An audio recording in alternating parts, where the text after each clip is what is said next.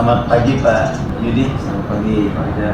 Pak, ini ada beberapa hal yang saya mau belajar nih dengan Bapak nih. Selama ini yang berhubungan dengan kasus-kasus dilema etika atau bujukan moral. Nah, itu selama ini bagaimana Bapak untuk mengidentifikasi kasus yang dilema etika atau itu kasus-kasus yang bujukan moral? Iya, kalau bujukan moral ini kan tidak bisa kita tawar ya Pak ya. Ya. Antara benar atau salah ini dah otomatis kita berpihak pada yang benar. Tapi kalau berkaitan dengan dilema etika ini kan benar dan benar. Nah, benar dan benar ini tentu pertimbangannya ada beberapa, berkaitan dengan keberpihakan kita terhadap masa depan siswa, seperti itu ya Pak ya. Seperti contoh berkaitan dengan kalau siswa ini punya kesalahan, dia sebenarnya melanggar peraturan, tetapi peraturan itu masih bisa kita pertimbangkan untuk pembelajaran anak itu, tapi tidak berkaitan dengan hal yang fatal. Sehingga barangkali salah satu sisinya kita adalah mengupayakan adanya beberapa pertimbangan, ya, katakan peraturan mungkin, kemudian misalkan dari kebijakan terhadap orang banyak atau orang yang sedikit, gitu ya, atau itu tadi berkaitan dengan masa depan. Berarti kalau boleh saya simpulkan itu, kalau moral, kalau berhubungan dengan bujukan moral itu berarti benar salah Pak ya? Iya. Kalau kita lakukan berarti salah. Iya. Baik awal Pak. Ya. Baik Pak. Lalu bagaimana selama ini Bapak dalam pengambilan keputusan di sekolah, terutama untuk kasus-kasus yang berhubungan dengan dua kepentingan yang sama-sama benar atau sama-sama mengandung nilai kebajikan? Iya. Saya melihatnya dari kasus-kasus sebelumnya Pak. Biasanya saya melakukan diskusi ya, atau melihat pernah nggak kejadian ini dulu berlangsung, ya kan Pak. Jadi kalau kejadian ini pernah berlangsung, barangkali dari pendapat rekan-rekan kita yang lain atau guru-guru yang pernah mengelola sekolah, nah kita bisa jadikan satu pertimbangan yang nanti akan mengarah kepada keputusan akhir sebagai pimpinan ya Pak ya. Nah, tentu tidak mudah juga karena situasinya bisa tidak berbeda.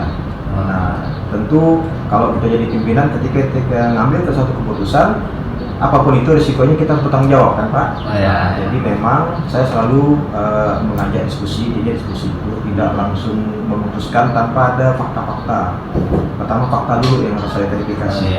Nah, berkaitan dengan fakta itu tentu kita tidak bisa hanya satu orang, tapi harus beberapa orang yang harus kita pertimbangkan datanya, apakah itu datanya sudah benar-benar valid, perlu ada verifikasi lebih lanjut. Nah itu Pak. Berarti kalau boleh saya simpulkan, yang pertama itu belajar dari pengalaman dan mencari informasi. Betul, dari teman-teman yang lebih yang pernah mengalami kasus yang sama. Biasanya yang guru-guru ini Pak ya, guru-guru yang sudah pengalaman mengajarnya yang cukup panjang lah. Nah, guru-guru senior lah artinya.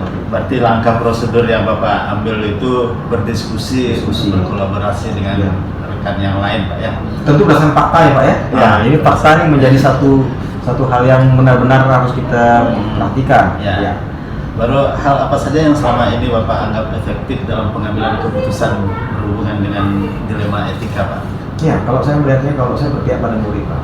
Jadi kalau berpihak pada murid, sepanjang itu adalah untuk kepentingan mereka, ya, saya akan berusaha ya Pak, untuk mengupayakan keputusan saya itu akan berdampak positif pada mereka.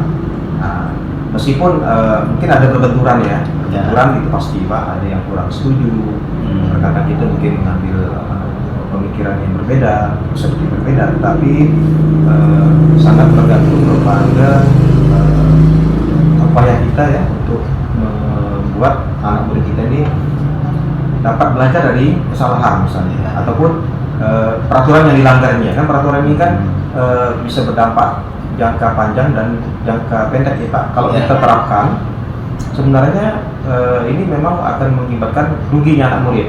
Tapi kalau kita anggap ini pelajaran untuk dia, mungkin dampak panjangnya dia akan belajar dari pengalaman itu. Karena sama-sama benar biasanya Pak. Contoh anak murid nih, ada anak murid tak mampu, Yang tidak mampu ini kan tidak boleh ikut misalnya study tour, Ya. aturan kita kan. Hmm. Tapi anak murid ini sangat punya bakat Pak. Kalau dia ikut study tour itu dia akan mungkin punya pemikiran jauh ke depan untuk ikut kuliah, untuk ikut mengembangkan bakat minatnya. Nah secara aturan anak yang tidak bayar tak boleh ikut. Oh ya. Tapi kita melihat dari kemampuannya dan boleh saja sebagai pimpinan kita memberikan kebijakan tertentu, mungkin dengan mengajak diskusi yang mampu bisa mensubsidi atau dia membayar belakangan. Meskipun di awal itu kita dah sampaikan yang bisa ikut adalah yang membayar kan, Ya. seperti itu biasanya Pak. Kasus-kasus seperti itu Pak. Nah, kalau begitu spesifik tantangan dalam pengambilan keputusan, terutama kasus-kasus dilema etika itu apa? Tantangannya waktu Pak. Kita harus selalu berpikir dengan waktu. Jadi ketika kita memutuskan sesuatu ini kan semuanya pengen diputuskan saat itu. Ya. Tantangan pertama kita kekurangan waktu yang barangkali apapun keputusan yang kita ambil itu akan berdampak kepada nanti masa depan kita dan masa depan yang menjadi objek kita kan Pak. Ya. Nah, mungkin satu sisi tantangannya adalah kita akan berbenturan, pasti Pak, berbenturan. Dari beberapa keputusan itu ada yang akan kita menangkan, ada yang kita anggap kalah dalam tanda petik ya Pak. Ya. Jadi tantangannya waktu dan tantangan siap menghadapi tekanan Pak. Ya. Seperti itu. Nah, selama ini pengalaman Bapak dalam pengambilan keputusan itu, apakah misalnya ada kasus nih, ketika ada kasus, apakah Bapak ada jadwal tertentu, menyusun jadwal tertentu, atau begitu ada kasus langsung ditangani, atau bagaimana? Oke, tergantung prioritas Pak Lidan. Prioritas kita ada yang levelnya in low, nah itu supaya kita ada pembelajaran dari level rekan-rekan kerja kita di tim kita, itu ada bidang-bidang. Contoh di bidang kesiswaan, kalau penanganannya mungkin di level guru sudah tidak bisa, itu nanti naik ke wali kelas, BK, kemudian wakasiswa, baru kita kan Pak. Ya. Nah tentu kalau udah sampai ke kita yang sifatnya urgent, yang sangat membahayakan, yang sangat mendesak, tentu ini menjadi keputusan yang harus kita pertimbangkan dari data dan fakta yang sudah dilakukan oleh rekan kerja kita.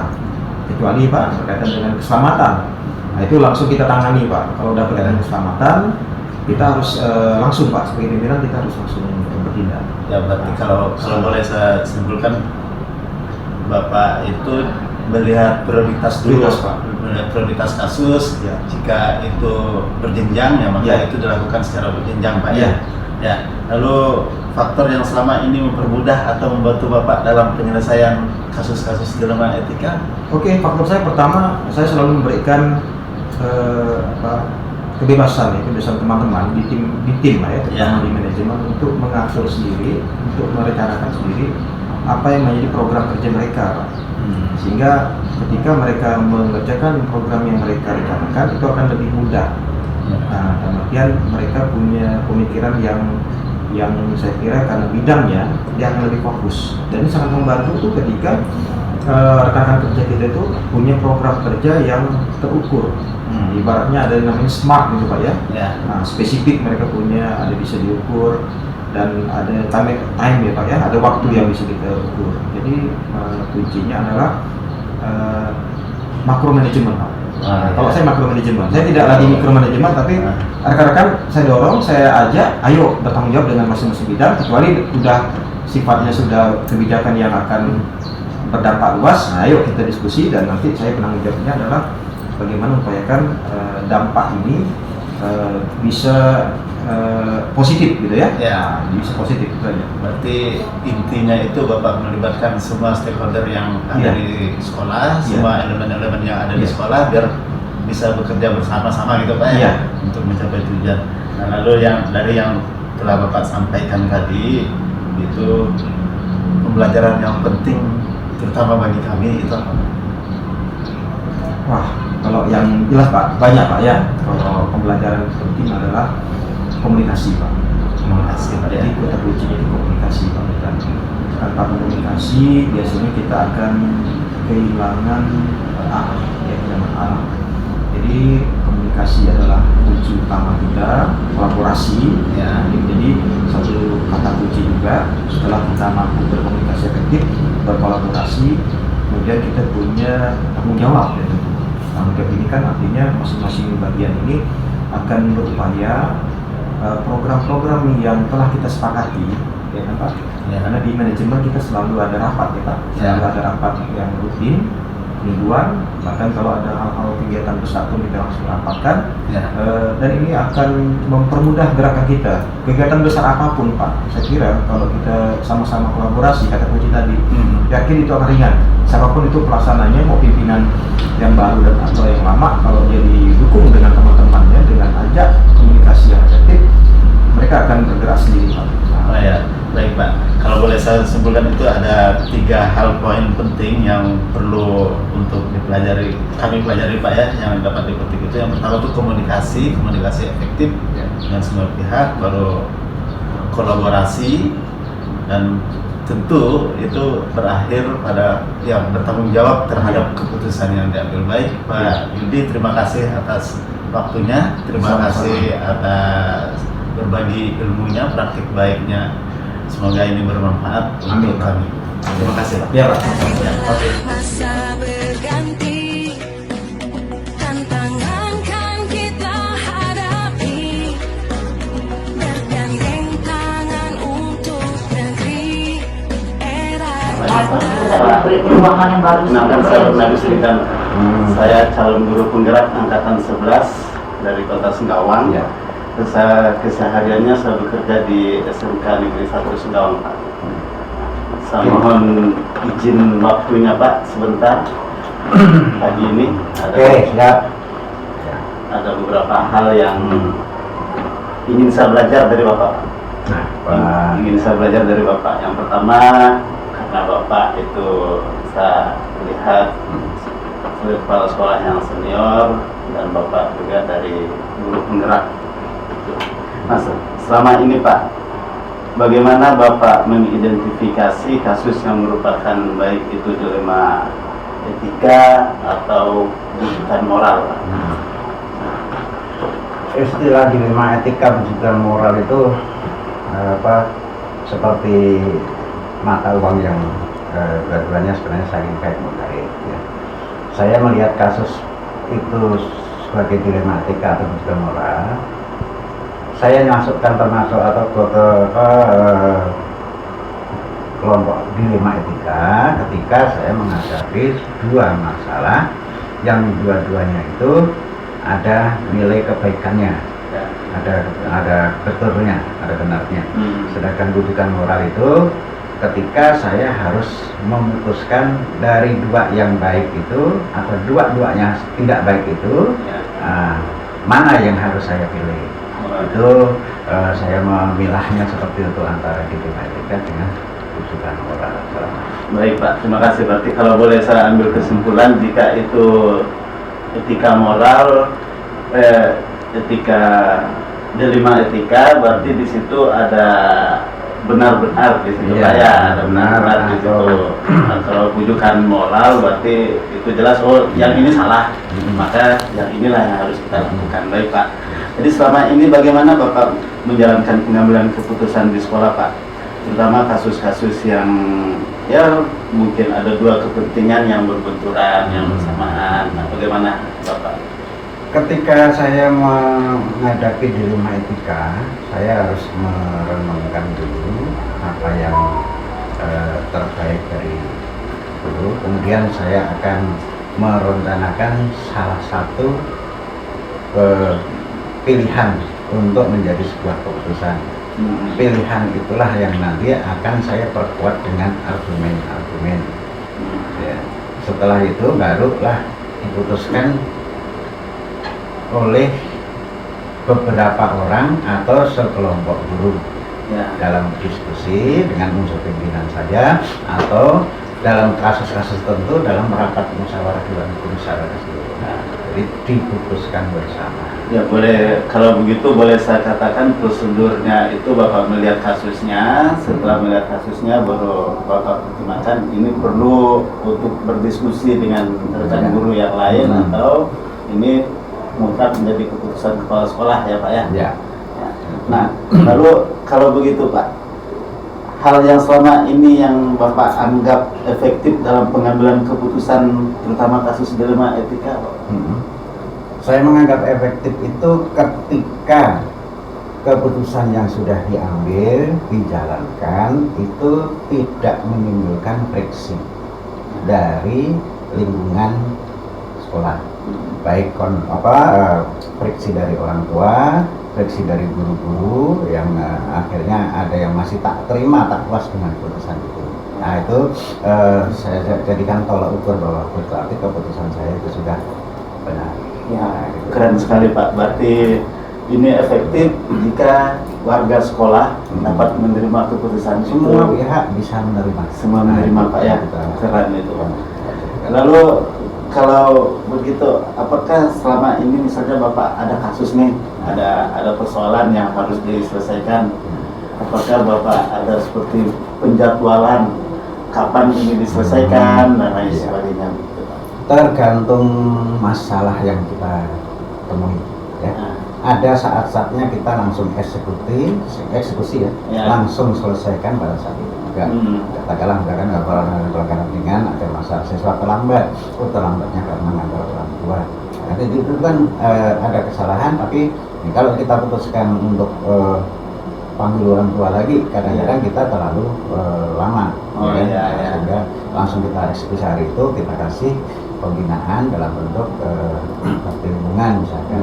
Tetapi ada kasus-kasus yang memang saat yang kita memang harus menyisihkan waktu tersendiri. Ya. Untuk misalkan ada masalah-masalah yang dihadapi oleh siswa yang mengharuskan menghadirkan orang tua ya, atau pihak yang lainnya. Nah, ini supaya tidak ada istilahnya tidak berkesan otoriter, sehingga adalah memang tergantung siapa saja yang ini dianggap terlibat ini, yang perlu untuk dilibatkan di dalam penyelesaian masalah. Nah, itu menurut saya. Jadi ada yang schedule, ada yang perlu waktu tertentu. Oh ya, berarti kalau boleh saya ambil kesimpulan di sini Pak, berarti ketika ada kasus kita pertimbangkan dulu, kita lihat kasusnya itu apakah ini kasus yang memang urgent untuk kita selesaikan pada saat itu, atau ini kasus yang ya perlu kita selesaikan tetapi kita perlu pihak lain yang terlibat dalam penyelesaian kasus itu Pak ya. Ya.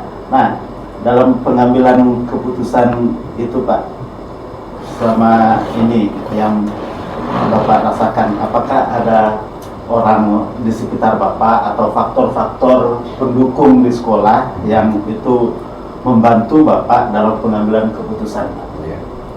Jadi seperti yang saya katakan tadi, ya, kalau memutuskan sesuatu yang sifatnya insidentil itu kebetulan untuk hal-hal yang ringan lah mudah diputuskan bisa.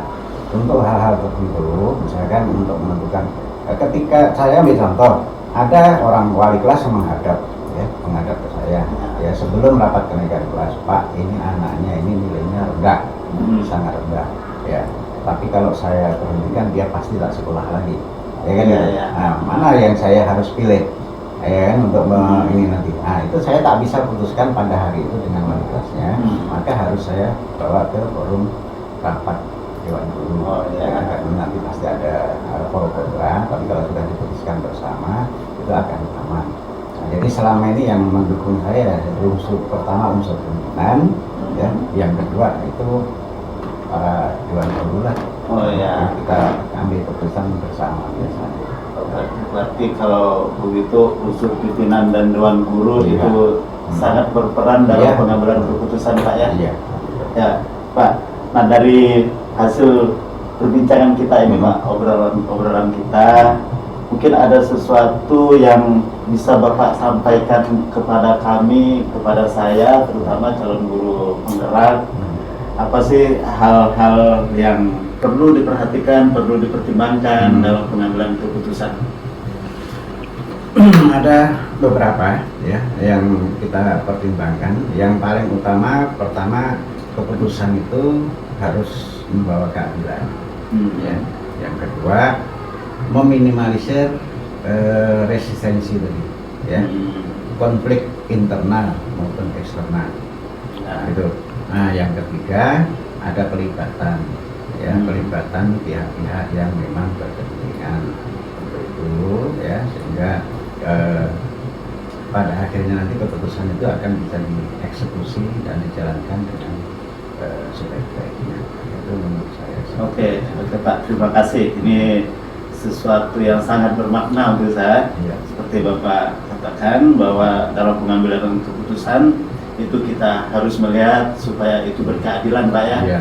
Berkeadilan, nah, baru ini resistensinya itu jelas sehingga ini tidak bertentangan dengan yang lain, dan yang ketiga itu berkolaborasi dengan semua pihak Pak ya. Iya. Baik Pak, terima kasih atas waktunya Pak. Semoga apa yang kita bicarakan ini bermanfaat untuk saya dan dapat kami kembangkan. Terima kasih. Mudah-mudahan bermanfaat ya. Nanti mungkin yang saya terapkan mungkin ada apa bisa terungkap seperti yang saya sampaikan, tapi bisa jadi di luar itu lebih daripada yang kita bisa sampaikan. Karena diskusi singkat ini. Oke Pak, baik. Mudah-mudahan Terima bermanfaat kasih. ya. Selamat Ya. siang. Terima kasih.